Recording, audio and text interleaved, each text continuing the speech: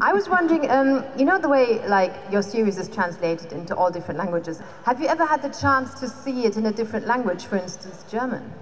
No, I haven't, but whoever these guys are that dub me in the different languages, I can only thank them because it's sort of, I guess, they seem to be doing a really good job. It's weird because it seems that these people, these actors who dub your voice in it are doing half the work. Yes, absolutely. For you. Yeah. So they're obviously doing a really good job. I hope they are. I mean, I think they are. Is the German guy doing well? Good. There you go. Because the interesting thing with you, or your name, or your character is that because you're called Jon Snow, it's actually translated into different languages. So in German, your name is Jon Schnee. Jon Schnee. Jon Schnee. Yeah. Yeah. And I think in French it's Jean Neige. Jean Neige. Je ne sais rien. Yeah, I didn't know the French one, no. You had a table read, well, you always have table reads before you start filming. And this time I think was the first time that all of you were actually there, but you were the only one who hadn't read the script or the script beforehand. Yeah, so it wasn't the first one that we've all had there. Generally, we have a table read at the start of every season, and it's a really nice time that we all get together. It's one of the only times that we're in the same place all together, so it's good to catch up. You know, for the final season, it was a really emotional read through because it was the last time we were going to do it, and it's sort of looking around the room. You know, I remembered the first seasons where, you know, Isaac, Sophie, and Maisie were all tiny, shorter than me, which didn't last long. And then I was looking around, they're all adults, and everyone was 10 years older, and just the journey we'd all been on was amazing. And yeah, this season I didn't read the episodes. I didn't really. I thought, why would I want to read them alone in a room when I've got all the actors reading them there? So it was all, the whole final season was a big surprise for me. I was listening to it for the first time. And you got a bit emotional, I think. Yeah, well, I mean, I got emotional because I think it was, the bit that really got me was just, you know, at the end of every read through, it always says, end of season 7, end of season 5. And at the end of this, it just said, end of Game of Thrones. And it welled me up because I think it just hit that bit of you that goes, oh wow, yeah, there is no season 9. You know, this is it. This is the end. And I was gutted. Yeah, well, I wasn't. We're gonna live without Game of Thrones. Yeah, I'm happy.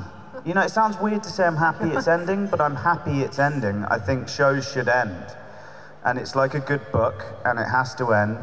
And we're there, and I can't wait for you all to see it. It's going to be great. Talking about the first seasons, can you tell me how much your costume weighed at the beginning? Do you know approximately how much it weighed? At the beginning? Yeah, because I think you kind of, at some stage, decided that it would be better to get rid of some of it, because you can act better or you can move better. Yeah, I tried, and they kept adding it back in.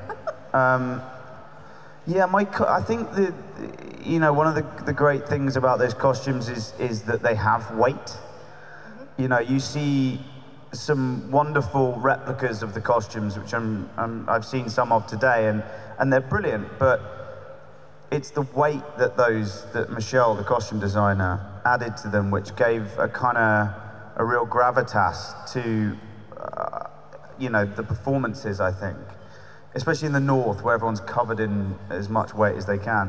But I think it was, you know, I think at the start, it was lighter. At the start, you know, you had the Night's Watch outfit, which was mainly kind of leathers and a skirt.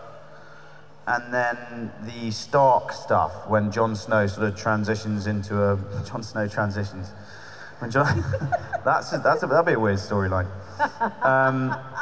When Jon Snow transitions into Stark. That's why he's uniform. wearing a skirt, because he's transitioning. Yeah, maybe that happens this year. Possibly. But it got a lot heavier, and it was about 15 kilograms, I think. Wow. Which is good for a workout if you're wearing that all day. Yeah. 15 kilograms, and then how'd you get on a horse with wearing all that gear? You have help. Yeah. I felt sorry for the horse. I mean, once I'm up there, it's fine. Which scene was the most daunting, talking about, learning in the making? Because I think I read it took 55 nights to shoot the battle in season 8 in midwinter. Yeah, I think they've said that. I can't really talk about that. Okay, I tried. Yeah. But, for instance, is there a scene where you said, like, the Battle of the Bastards or something that was the most complex and that you had to sort of train for or, choreograph for a long time? Essentially what happened is each season things elevated. So... Literally, like the dragons. Yeah, it sort of elevated in that they wanted to top each season. So, Hard Home in season 5, that's the episode where John goes beyond the wall to try and get the wildlings back, the free folk back, and the Night King. We see the Night King for the first time. That bit. That was, I remember thinking, oh, this is really tough. This is if we're gonna pull this off, this is gonna take some doing. And then the next season you have Battle of the Bastards. And then the next season we had the Ice Lake. So each season got harder and more ambitious. To the final season, which was definitely the hardest and the most ambitious we've done. As far as the trickiest, the most demanding sequence, yeah. I would have said, was probably Battle of the Bastards. Yeah, that was... Can you sort of tell us a little bit, what was the most demanding about it? I mean, is it the time? Is it how long do you film? Is it cold? What exactly? Yeah, I mean, it's all those, I think it was the weather. We got what they call boned by the weather, which means that we had rain, we had mud, we had bright sunlight, which is terrible for a DOP. So it was, every day was a bit of a challenge, and a lot of the things that happened in Battle of the Bastards were lucky mistakes, were like, we didn't have time to film one of the original plot lines through it, which was, I think it was, One the Giant was supposed to come and save John just as he's about to get killed. And we couldn't do this because of various things, like a horse having to climb up a body pile is virtually impossible. The CGI, we didn't have time for the CGI elements of One. So, so what we ended up having to do was the sequence where John gets crushed by his own men, and he has to fight his way up, which ended up becoming kind of one of the more iconic sequences within the Battle of the Bastards. Absolutely. So really, it's all through Thrones. I think, we were trying to do something really, really massively ambitious, and sometimes we couldn't do that. But in problem solving those things we couldn't do, we ended up maybe with something better. When you prepare for certain scenes, some people like to listen to music. Is that something that you use for yourself for acting, or is that something you wouldn't? In honesty, do you know what I listen to? No. Harry Potter. I know you're an avid Harry Potter fan. I'm a huge, I could take anyone on in a Harry Potter quiz. I've read the book 7 times. I know you, and you are basically Harry Potter. I would, do you know what, I would love, my fantasy role is where I've got a wand. Do you know what I mean?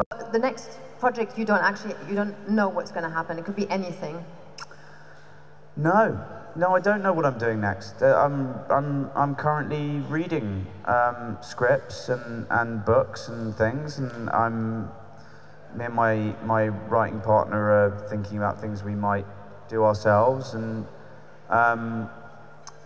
not rushing into anything. Mm-hmm. So no, I don't have. I'm doing SNL next week. That's brilliant. As far as I know, which I'm quietly very nervous about. But other than that, I'm you know, the rest of the year is free, and I'm sort of looking, I'm trying to put stuff aside at the moment, you know, and try not to do stuff. And if you say SNL, I mean, I've seen a few clips of you, and I thought it was hilarious. Is comedy something that would be appealing to you? Absolutely, yeah. I've done quite a lot of skits.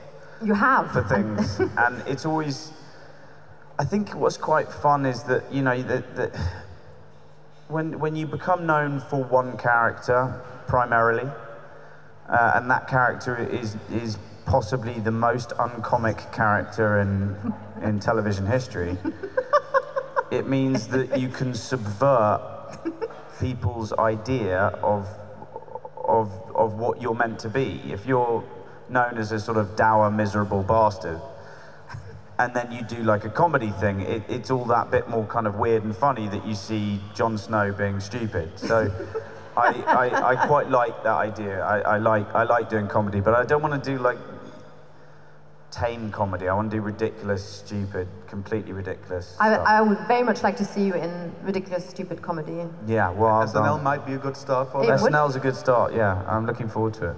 Thank you so much. Ladies and gentlemen, Thank you, guys. Kit Harington.